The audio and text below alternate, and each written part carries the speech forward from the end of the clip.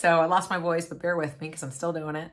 And today I wanted to talk about 3 norms to set up on your team that will save you at least like 5 hours a week, every single week across your team.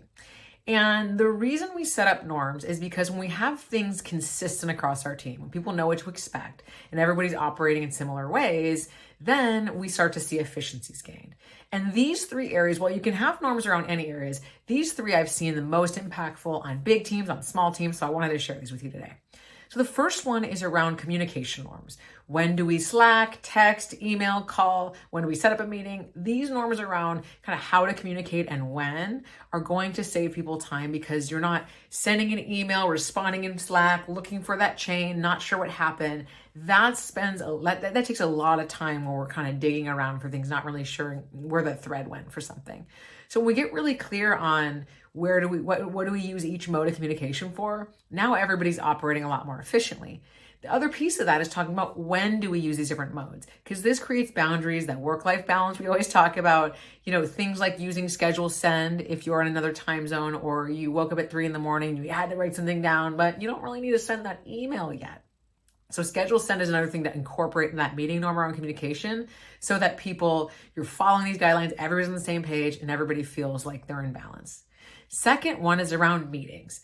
Now, this isn't just about what we talk about in meetings. It's about how long do we meet for? What's the criteria to even have a meeting? Who should be in the meeting? What should be prepared for at the agenda? All of these things into a meeting norms are going to help save time, folks attending meetings that don't really need to be there, meetings running over.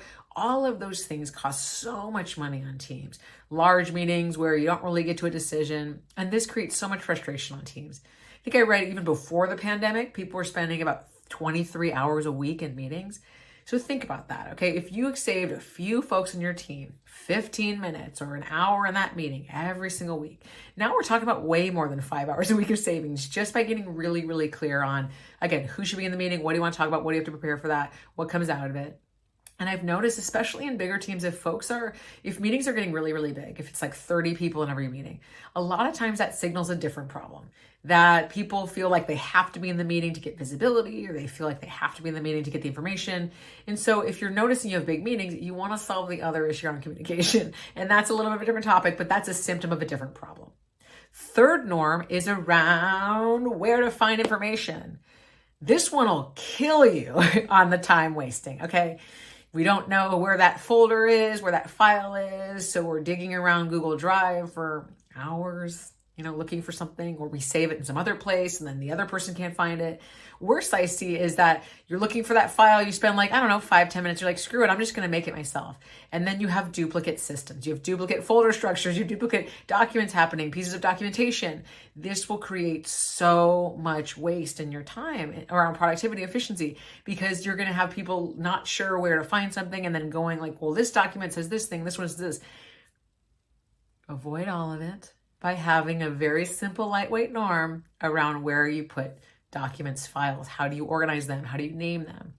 This is going to save you so much time, and it's going to create so much ease and clarity. And that's the thing around norms. These are not to create micromanaging structure and oppress people. No, norms are about freeing people so that they can have an easy time getting things done, because we can only do more with less when it's easier to do anything at all. So try these 3 things: communication norms around email, text, all those different modes, meeting norms, who comes together when, what we meet about, what constitutes a meeting, and where to find stuff. And you are going to see you save so much more than 5 hours a week. So please email me back. I want to hear what you save when you rolled this out, because it is really exciting to see when folks make these little shifts, how big it transforms their team. See you next time.